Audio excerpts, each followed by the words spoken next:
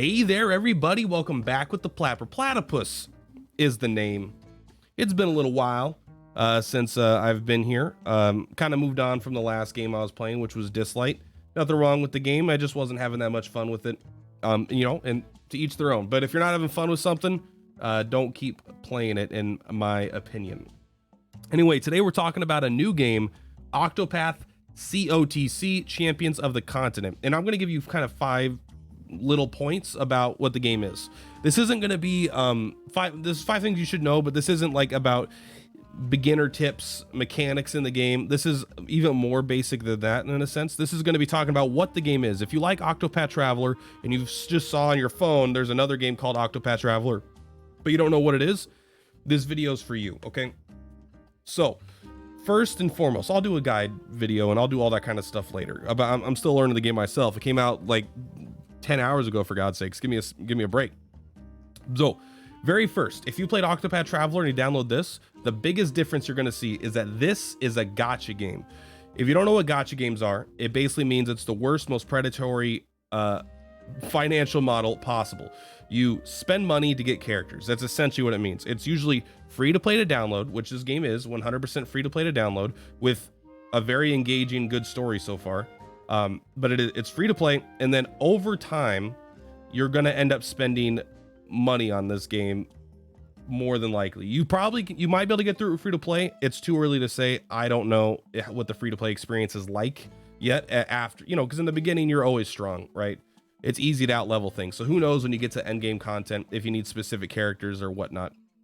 But it's a gacha game, so we can go down to the menu, we can go to guide, and guide is the pull system on this game, and you could spend money to attempt to get characters, right? And what are the rates? You could look at the rates here. I don't even know what it says exactly. It's not really the point.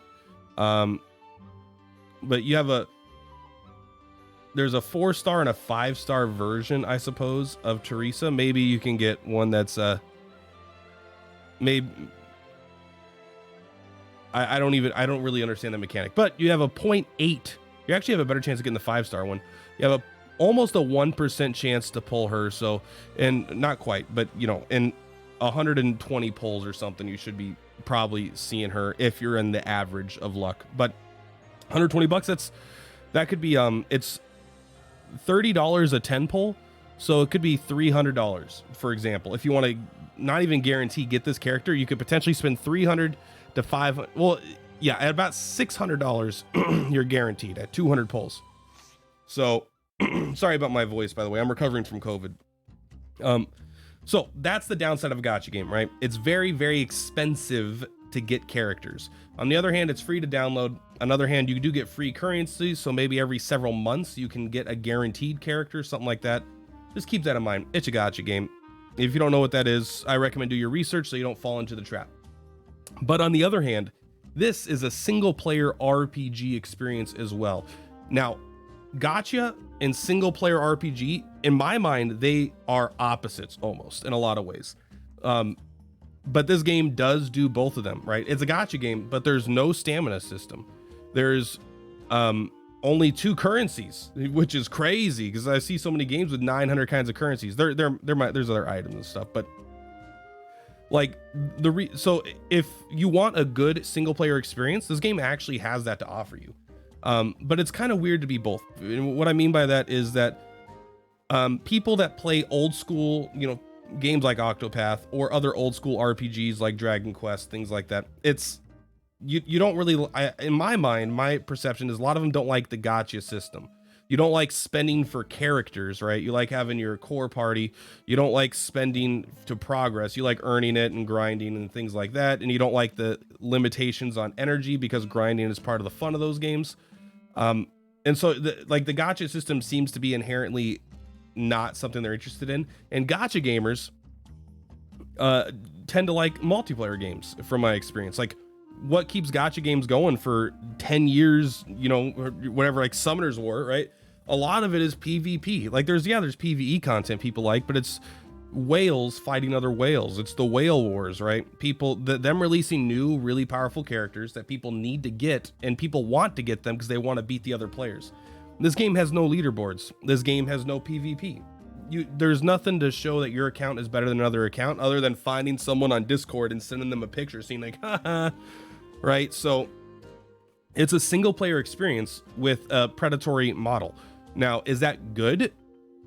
I'm not sure who this game is for, but honestly, I do think it's for people like me, where you can kind of get a little bit of your gacha addiction out in terms of using your free-to-play currency, maybe spending what you would consider a subscription fee, you know, maybe 10 bucks a month, 15 bucks a month, getting some polls every month or two. And then outside of that, you have a very good single player experience with a constantly, maybe not constantly, but with more and more and more story content being added over time. And the game gets longer and longer and longer, right? It's like they come out with expansions almost for your single player game, but it's going to be in small little batches because it's a gacha game. So they're going to probably keep it coming every week to month, something like that. But yeah, so it's a very weird title in that it's a gacha game. It's a single player RPG, both in one. Now outside of that, a few other things about the game. It's got the almost same combat as Octopath Traveler. So if you played Octopath Traveler, you're going to feel right at home here. Now you can see the world navigation is definitely a little bit different, right? It's got a much more mobile friendly because this game is on mobile. So you could swipe and you go around. They have these predetermined paths, right? So you don't have free orthogonal movement, I think is the terminology, if I wanted to sound like a genius. Well, here, let's pick that up. Boing. You can see the game looks great, by the way. There definitely is some tech issues on it right now, but we're going to go get into a fight. That way I could show you kind of what it is and what it isn't. But it's very similar. I just got done playing Octopath, or rather I was playing it before this. I guess I'm still not really done with it. Random encounters. There are also elite enemies, but we'll talk about all that stuff later. There's random encounters out here. You got to believe me. Okay. So you can see this is very familiar. Now the only differences that I could see really, obviously the 8 party instead of 4. So the 8 works very, very similarly in, you're not attacking with all 8. You're only doing 4 actions a turn, right? So you have 4 actions a turn over 8 characters, and characters come in like these pairs, right? So you could use one of this character's skills, or you can switch and use the back row skills. And if you use the back row skills, they come up to the front. The characters in front take damage, and they could do their actions, and characters in the back heal at the end of every turn. They're resting. And so basically what happens, and when you go to the front, you then become susceptible to damage. But as you can see, switching takes no time, right? You do it instantly. So you could do it as many times as you want throughout of a battle. There's no reason you don't switch every single turn. Every character earns BP on their own, just like an Octopath. So it's very similar outside of the 8-player thing. And honestly, the other thing that's really weird that I haven't yet been able to figure out is I can't figure out how to, if there's multiple enemies, I can't figure out how to have 2 party members target one and 2 party members target another. That might just be me being dumb and not figuring out. There's this button called target focus. It doesn't do anything when I touch it. There's only one character here, but I've been trying to mess with it, trying to figure out if there's ways. I'm sure that there is, but I haven't been able to figure that out. But outside of that, it's honestly very, very similar. Characters have much smaller kits than they do in Octopath Traveler, but you have twice the characters per party and 10 times the characters, or probably more, eventually to more than 10 times the characters to choose from in the first place. So, and then you could just have it auto, not auto, I should say, but you can just have it everyone do their attack. Another thing about the game, number 4, if we're keeping track here, this is a prequel to Octopath Traveler. So if you're looking for the sequel where you get to continue the story, this is not it. But if you're looking for information about the world before the time of Octopath, this is the one for you. Not much more to say about that, but this is a prequel game. All right.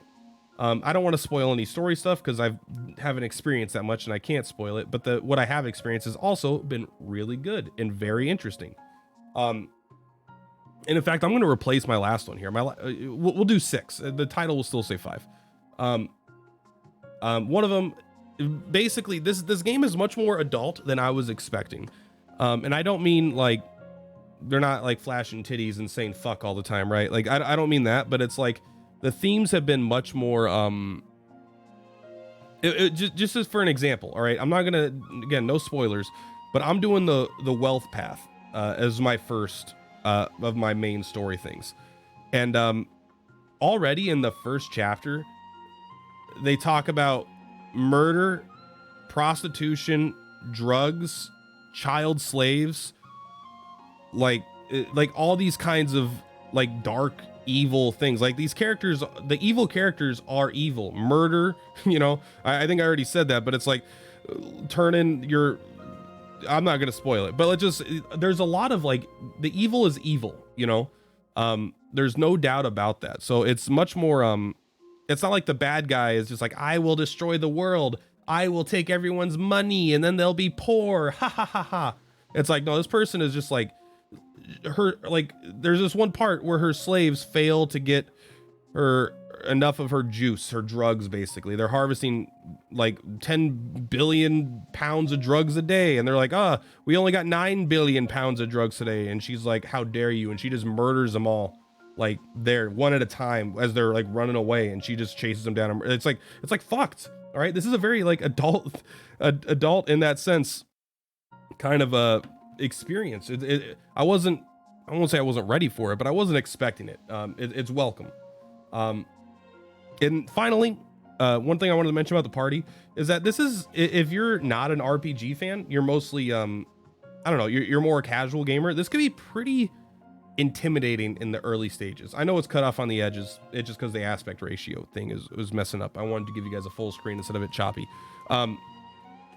But there's a lot going on in each party, right? So first you could have characters learn skills, right? They have all these levels of skills they could learn. They'll get these kind of not automatically, but as you level up, you get JP, and then you invest the JP, right?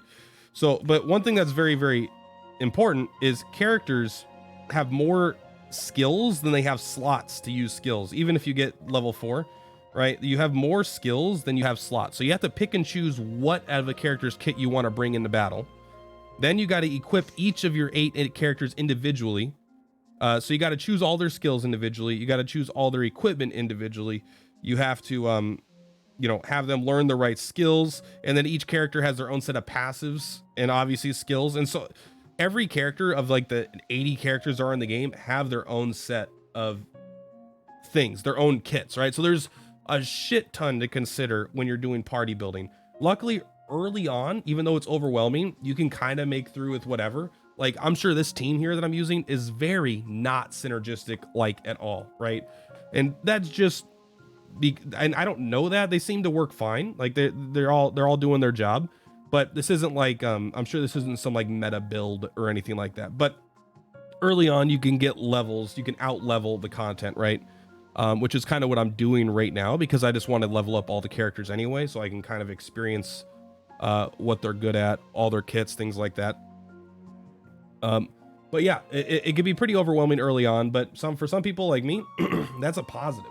You could have a really good time choosing your team, learning their skills, learning their kits, and then figuring out which characters go together, because you're going to want to kind of pair them up, because the character could switch only with the character behind them in combat. So they're kind of like, you pick 2 units, the front and back, and they're kind of like one of your units, because you could switch and use them as much as you want.